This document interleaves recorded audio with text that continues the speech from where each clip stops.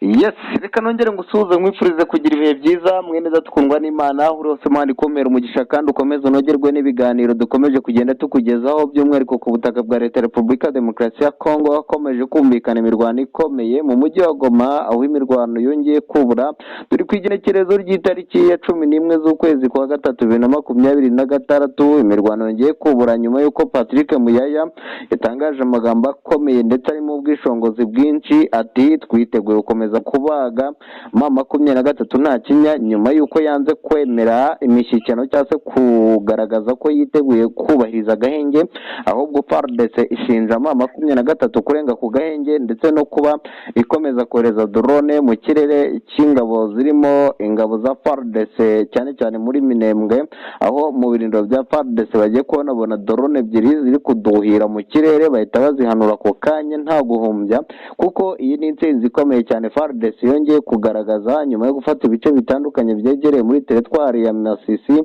ndetse aka kanya bakaba bari muri Minembwe kugaragaza imbaraga zihambaye bari kumwe n'ingabo z'u Burundi FDNB. Perezida Neva akomeje gutangaza amagambo akomeye ati ingabo zanjye ndabizi neza zakora byinshi mu burasirazuba bwa Kongo. Tugiye kubigarukaho mu buryo burambuye, tugaruke mu bitero byongeye kugaragara mu mujyi wa Goma, tugaruke mu mujyi wa Minembwe ndetse tugaruke n'ahandi hatandukanye no muri Rubaya ndetse tutibagiwe no muri Vizi hongeye kumvikana imirwano ikomeye. Urusaku rw'imbona nini ndetse n'intoya rukomeje kugaragara mu bice bitandukanye bya teritwari ya Masisi n'ahandi. Icyo ngusaba no gukanda sabone ukibuka like, nyabuneka like ni ingenzi kuko zituma video izamuka ndetse ukande share mu nshuti zawe mu magurupa ugiye uherereye hose. Aba ari inkunga ikomeye cyane udufashije kandi tugushimira ko ukomeje kubana natwe umunsi ku wundi. Tugiye kugakara ku makuru akomeye cyane byatumye mugenzi wanjye amamagara igitaraganya ambwira ati nyaboneka bwira abadukurikiranye uko byifasha hano mu mujyi wa Goma ndetse na Minembwe hongeye kumvikana urusaku rw'imbunda ndetse n'intoya. Mu makuru yacu twagiye tubagezaho twagiye tubizeza ko turi bumuhamagare kugira ngo atubwire uko byifashe ku rugamba. Aka kanya rero Minembwe hongeye kugaragara ishusho y'urugamba ndetse n'ubuzima bwa hato na hato ku baturage bukomeje kugenda buba bubi cyane kurutaho nyuma y'uko imirwano ikomeje gufata indi ntera mu bice bitandukanye byegereye Minembwe. Aka kanya FARDC yamaze gutangaza ko yahanuye drone ebyiri zose z'umutwe wa M23. Ibi rero byabaye nyuma y'uko Patrick Muyaya asohoye itangazo yemeza ko bagabye igitero simusiga. Aka kanya rero ndagira ngo n'aha kanya mugenzi wanjye kugira abwire uko byifashe Minembwe nyuma y'ibitero bikomeye bya FARDC ndetse dore ko FARDC ingabo z'u Burundi ndetse n'abacancuro n'abafatanyabikorwa na Wazalendo biteguye gufata ibindi bice bitandukanye byegereye muri uyu mujyi. Bwana munyamakuru ngo ikaze. Urakoze cyane kuma ikaze bwana munyamakuru. Ngira ngo nkuko ukomeje kugenda ubivuga bwana munyamakuru hano muri Minembwe ibintu byongeye guhindura usura nyuma yo kuza M23 zizamuye drone ebyiri ndetse zishaka kugaba ibitero mu birindiro bya FARDC mu duce tugize Minembwe bagiye bafata bwo ndabwo FARDC. Rero bwana munyamakuru ntabwo bije kubahira kuko izi drone zahanuwe ndetse n'ibitero bya bigamije kuba byahungabanya umutekano w'ingabo za FARDC n'iz'u Burundi ntabwo bije kubahira kuko muri aka kanya muri Minembwe n'ubundi ingabo za FARDC zagaragaye gitore imbere y'amaso y'abaturage. Ngira ngo amavideo nagenya kohereza bwana munyamakuru aho izi zamaze guhanurirwa. Ngira ngo hari abaturage benshi bashongere cyane cyane izi drone zamaze guhanurwa ku ruhande rwa FARDC zamaze kuba zihanura izi drone za M23. Muri aka kanya rero n'ubundi imirwano ikaba yongeye yubuye muri Minembwe. Ingabo za M23 zazigabye ibitero ziciye mu kirere ubwo bwa drone ndetse no ku butaka. Imirwano ikaba yakomeje kongera gusubukura nyuma y'uko haraciye amasaha menshi imirwano itagaragara kuko imirwano yari yongeye kumvikana ku isaa 12 z'umugoroba w'umunsi w'ejo washize. Rero bwana munyamakuru muri aka kanya imirwano ikaba yongeye yatangiye imbunda ndetse n'intoya nyuma y'uko M23 drone zayo zihanuwe. Muri aka kanya ikirere kiri kwiganzamo drone za FARDC zongeye kuzamura muri Minembwe zerekeza mu duce twa Karingi ahantu hacumbitse cyane cyane ingabo za M23. Bwana munyamakuru ishusho yari muri aka kanya nuko imirwano y'indi sura ndetse ingabo za M23 zikomeje kuraswa hose aho gusa kuko no mu duce tugiye dutandukanye ubu ngubu breaking news ari bwana munyamakuru nuko ingabo za FARDC zongeye gufata agace kakazinga mu gace cyane cyane muri centre ya Masisi. Muri aka kanya rero bakaba bisubiza nyuma y'uko ingabo za M23 zagerageje kugaba ibitero ndetse zimaze iminsi igera muri 2 zirwana muri kano gace, ariko ngubu zikaba zamaze kwakurwa byemewe byeruye. Ubu ingabo za FARDC zikaba ziri kuyobora kano gace cyane cyane hari kwiganza ingabo z'u Burundi. Rero bari kwabera muri aka kanya bwana munyamakuru kuko niho merereye mu gace ka Kazingara. Ahangaha hari kubera imirwano simusika. Ingabo za M23 zikomeje gupfusha kuko muri aka kanya harambushi zimaze gutegwa, bibaye tubyirebera n'amaso yacu aka kanya bwana munyamakuru. Ingabo za M23 ziturikirijweho imodoka ndetse n'arambushi ikomeye. Ingabo za Zarendo zongeye kugaragaza imbaraga zitoroshye hano muri Masisi. N'ubundi ibi bitero shuma by'ingabo za M23 ntago biri kubayira mu duce kusano benshi twagiye tuganira bari kwibaza ikintu cyabaye ku ruhande rw'ingabo za M23 kugeza ubwo bapfusha Wiringoma ntihagire ikintu kigaragara bakora. Ngira ngo murabizi neza ko centre ya Rubaya bashakaga kuba barwanira cyane cyane murabizi ko haba amabuye y'agaciro. Ahantu rero hanakorewe ibikorwa byo kuba barafashe cyane cyane imbohe nyinshi ku ruhande rwa M23 ndetse bakica na general cyane cyane Wiringoma wari ukomeje akazi katoroshye muri M23. Ngira ngo bwana munyamakuru nyuma y'uko rero apfuye abantu benshi bari biteze intambara yeruye no kwihorera kudasanzwe ku ruhande rwa M23, ariko muri aka kanya ingabo za FARDC ziri gufata uduce twose byoroshye kuko hano muri Kazinga bwana munyamakuru hagaragaye imirwano n'ubwo igikomeje.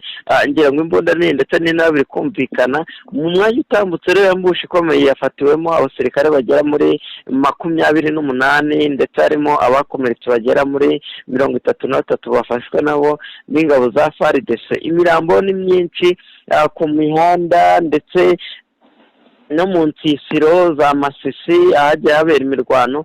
Ngira ngo abaturage nabo bakomeje kugenda bagwa muri no mirwano bwana munyamakuru kuko ambulance ni nyinshi n'ubwo tuvugana muri aka kanya zacyakomeje gutwara cyane cyane abaturage bagiye bagirwaho ingaruka n'uru rugamba.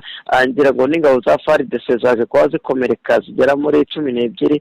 Urumva ko rero bwana munyamakuru n'undi runo rugamba rukomeje gushyira habi abaturage kuko inzu zikomeje gusenywa cyane cyane hano ingabo za FARDC zamaze gufata. Ingabo za M23 zongeye gukora ibikorwa by'urugomo zitwikira abaturage ndetse zinarasa imitungo yabo, ubwo ndavuga inkene ndetse n'inka n'ibindi ndetse n'inzu. Urumva ko rero bakomeje ibikorwa by'urugomo cyane cyane ingabo za Twirwaneho zamaze gukurwa muri tuno duce two muri centre ya Masisi, ndetse ubona ko Masisi yose yamaze kuzengururwa n'ingabo za FARDC.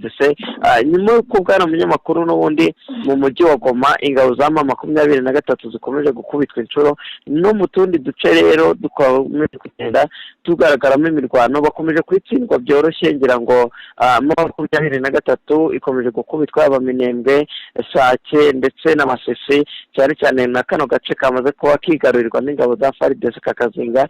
Ubu ngubu muri aka kanya rero ingabo za M23 muri Minembwe zikaba ziri kurwanira mu misozi ya Karingi. Urumva ko zamaze kuva mu duce dutuwe n'abaturage Ikarenge ndetse n'ahandi bamaze kuba bahava. Urumva ko rero bwana munyamakuru hano hakomeje kugenda hagaragara imirwano cyane cyane muri Muriza, ahantu hakomeje kugenda hagaragara abaturage babonye murenge. Ahangaha naho hongeye kugaragara ibitero shuma by'ingabo za M23 kuko kano gace kari kugenzurwa n'ingabo z'u Burundi zamaze kuba zikuramo umutwe wa M23 ndetse bakakomeje ndetse no guhagarika ibikorwa by'urugomo bwana munyamakuru.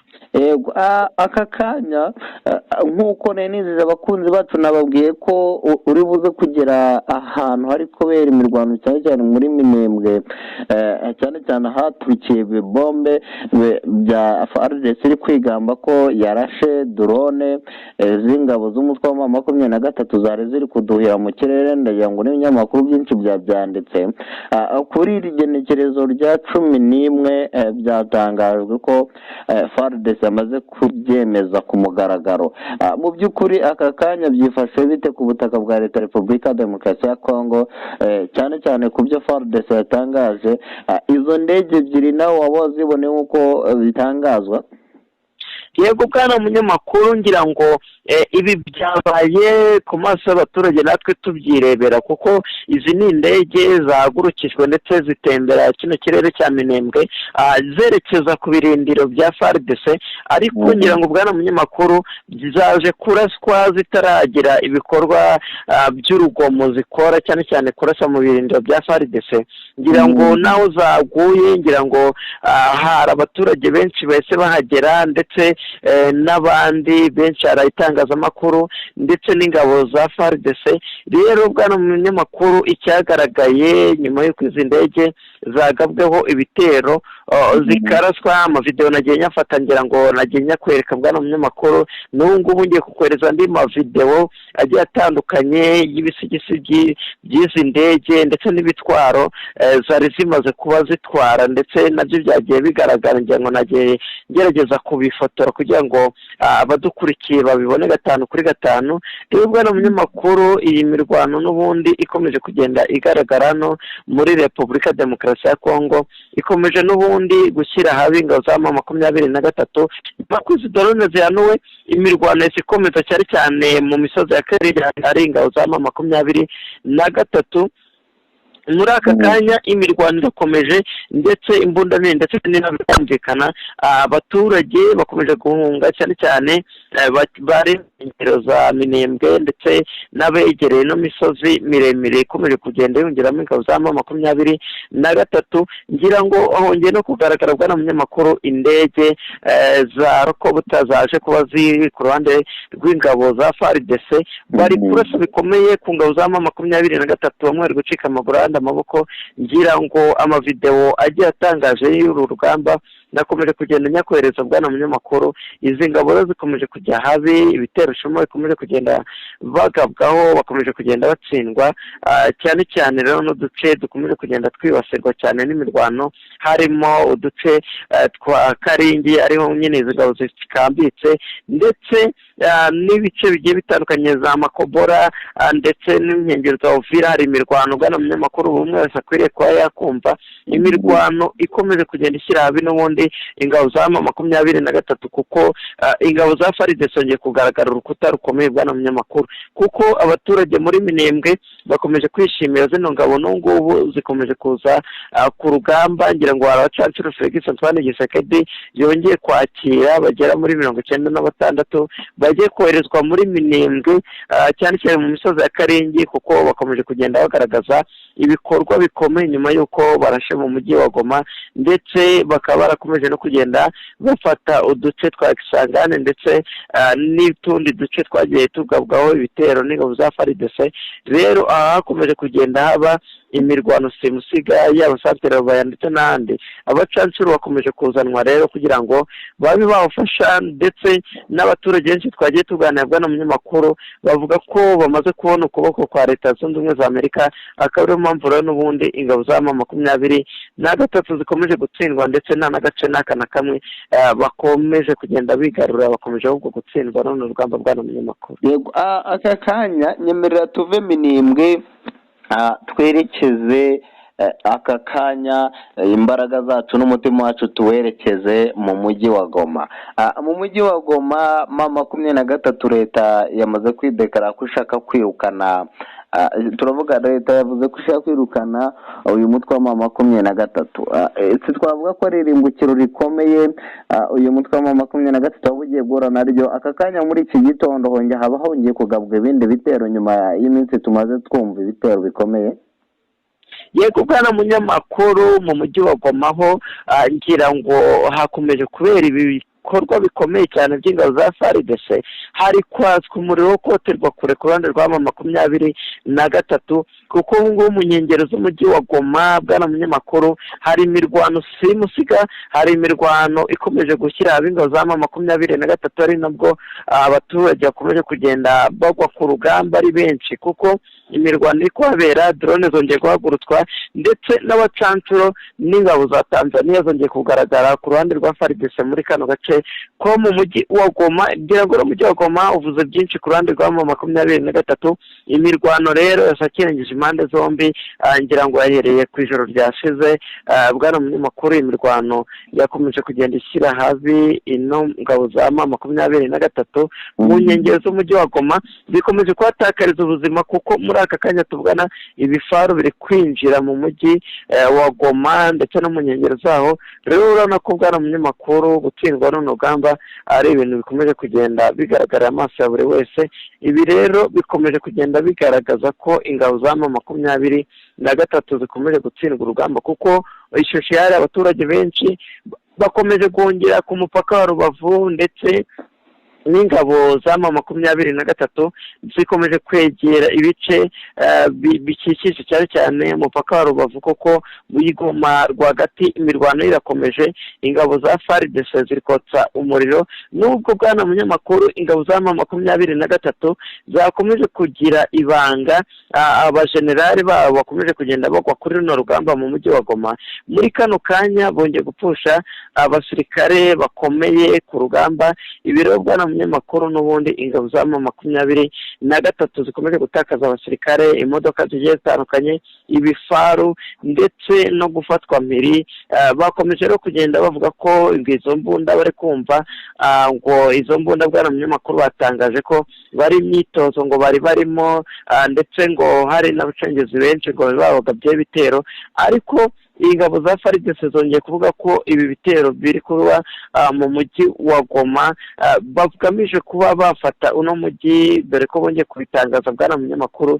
Ndetse ntasubirwaho ingabo za FARDC zikaba zikomeje ibitero simusiga muri uno mujyi wa Goma bwana munyamakuru, kuko biri kuba tubyirebera n'amaso yacu, si amakabya nkuru. Ingabo za M23 ziri gushyira intwaro hasi zikiruka, ndetse bakomeje gutsindwa urugamba mu maso y'abantu n'abaturage babyirebera, nubwo batari kwemeza ko ingabo za FARDC zabagabye ibitero. Bari kuvuga ko ari abacengezi bakomeje kugenda bagaba ibitero kugira ngo babe bafasha ingabo za FARDC.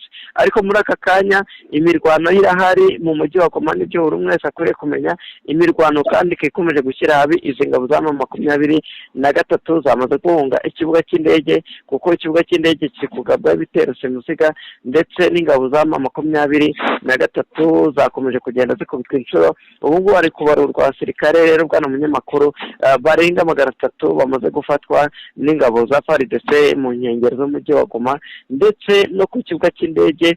Muzi neza ko cyari kirinzwe bikomeye n'izi ngabo, rero zikaba zikomeje kotswa igitutu, ndetse n'imbunda ndetse niba biri kugenda byoherezwa muri zino ngabo za M23, zikaba zikomeje guta urugamba, zikaba zikomeje kujya mu misozi iremere cyane cyane ikikije umujyi wa Goma. Abenshi bakakomeje gushyira intwaro hasi bagahungira hafi y'umupaka wa Rubavu. Urumva ko n'ubundi ni ibyago bikomeye ku gihugu cy'u Rwanda ndetse n'ingabo za M23, kuko ibi bitero biri kwerekeza mu mujyi wa Goma ndetse no mu nkengero za Rubavu bwana munyamakuru. Yego, aka kanya twavuga ko ubwo ishusho tugana no ku musozo, twavuga ko ishusho ya M23 bibaye byiza yamaramaza ikemera gusubira inyuma mu buryo bworoshye, kuko bishobora kotswa umuriro kugeza ku munota wa nyuma. Kuko kana munyamakuru, kuko kano kanya imirwano iri kuhabera, ndetse n'uburyo ingabo za M23 ziri gusubira inyuma mu rwego rwo hejuru, yaba muri Masisi hazandikiye imirwano, yaba muri misozi miremire ya Minembwe, yaba mu misozi ikikije Uvira. Hose ingabo za M23 zikomeje gukubitwa inshuro, ndetse zigeze kure ziva mu duce zigenzura. Ngira ngo nyuma yo kubatakaje ibikorwa by'amabuye y'agaciro muri Bubaya, ndetse hakagwana w'ingoma. Izi ngabo za M23 nta gikorwa n'iki na kimwe zirakora kugira ngo zereke byibura abazikurikira cyane cyane abaturage b'Abanyamulenge bagifite imyumvire y'uko ingabo za FARDC uduce ziri kugeramo ngo ziri kwica Abanyamulenge. Abo rero bataramenya ko ingabo za FARDC uduce zigezemo n'abaturage bari kwishyira bakizana, ndetse bakomeje kugenda bunga ubumwe bagafatanya no kuzahura cyane cyane ibyakomeje kugenda bigirwaho ingaruka n'indege za drone zikomeje akazi katoroshye ku ruhande rwa M23. ngira ngo zimwe muri zo zakozwemo n'ingabo za FARDC. ngira ngo rero bwana munyamakuru, ingabo za M23 zikomeje gukubitwa inshuro, ndetse nta n'icyizere cy'uko izi ngabo ziragira uduce n'utu na tumwe zongera kuba zagenzura mu gihe zidashyize intwaro hasi ngo ziyoboke inzira y'ibiganiro. n'ubundi ziratsindwa n'urugamba byoroshye bwana munyamakuru. Yego, ubwo urumva ko byose turagenda tubigarukaho mu buryo burambuye. Turasaba abakunzi bacu gukanda sabone, nyaboneka rwose mukore sabone ku bwinshi, mwibuke n'akazogera kamera kugira update ntizizajye zibacika. Icya kabiri, mukore share mu nshuti zanyu, mu magurupe n'ahandi hagiye hatandukanye muherereye, mubabwira ati dore update z'ingenzi, dore channel zazigiye kandi zaje gutanga umusaruro ufatika. Rero ndabashimiye kandi mbasaba like. Ikiganiro kigiye kigira byibura like 500, nibwo muzamukoze akazi kasoroshye, namwe mutwereka ko mudukunda.